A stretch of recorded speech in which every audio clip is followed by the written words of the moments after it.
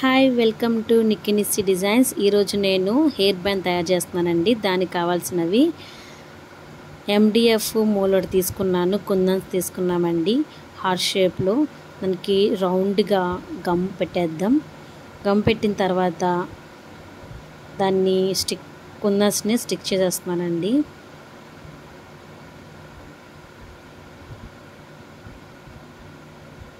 దాన్ని నీట్గా స్టిక్ చేసుకున్న తర్వాత దాన్ని కుందన్స్ని నీట్గా అరేంజ్ చేసుకోవాలి. మళ్ళీ 7000 గమ్ యూజ్ చేస్తున్నానండి. నీట్గా అరేంజ్ చేసుకొని కుందన్స్ని నీట్గా అరేంజ్ చేస్తున్నానండి. మిడిల్లో స్టోన్స్ పెట్టాను. ఎలా ఉంది తప్పకుండా చెప్పండి. Thank you for watching. Bye.